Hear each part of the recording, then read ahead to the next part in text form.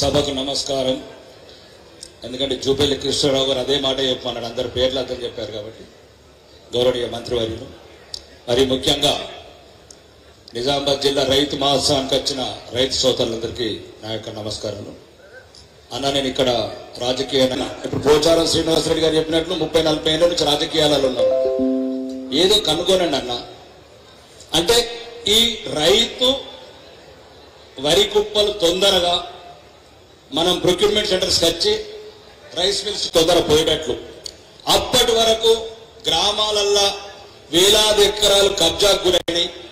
ప్రభుత్వం ఏదైనా ఒక యాక్షన్ తీసుకొని ఫలానా ఊర్లో ఒక 10 ఎకరాలు యాక్షన్ అయితే ఒక 5 ఎకరాల సామూహిక కల్లాలు, రైతు రోడ్ల మీదకి రాకుండా, పానాలు పోకుండా, ఆ రోడ్డు మీద బైకులో సావకుండా. రెండోది, నిన్నాక మొన్న రెంజల్ వెళ్ళాను, 25 రోజుల నుంచి సంచులు నింపుకొని పెట్టుకున్నాడు అక్కడ.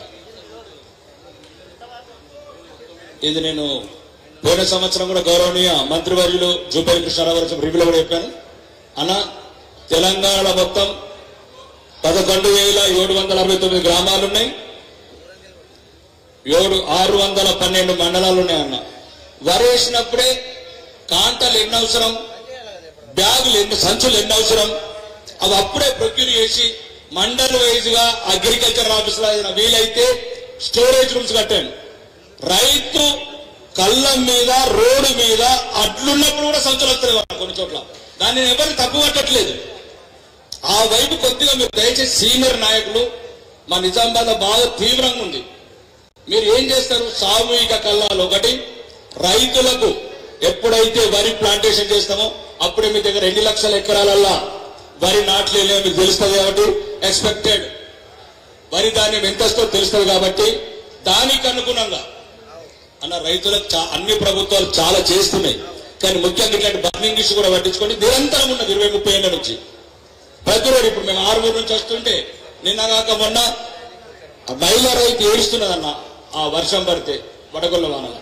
మీరు అనుకుంటే సీనియర్ మంత్రులు చేయగలుగుతారు, మీకు అనుభవం ఉంది, 30-40 సంవత్సరాల అనుభవం ఉంది. 6-7 సార్లు అసెంబ్లీకి వచ్చారు. మీరు తప్పితే మళ్ళా మాకు కొత్తగా అనుభవం, మాకు అనుభవం లేదు.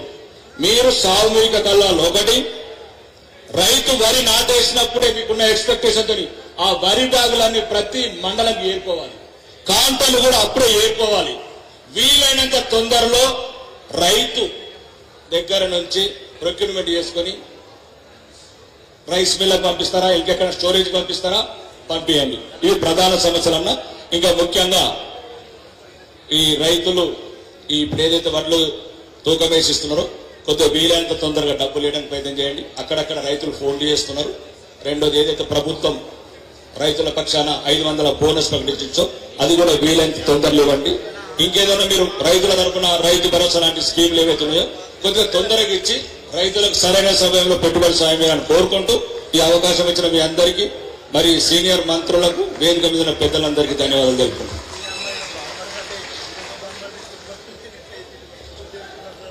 ధన్యవాదాలు సార్.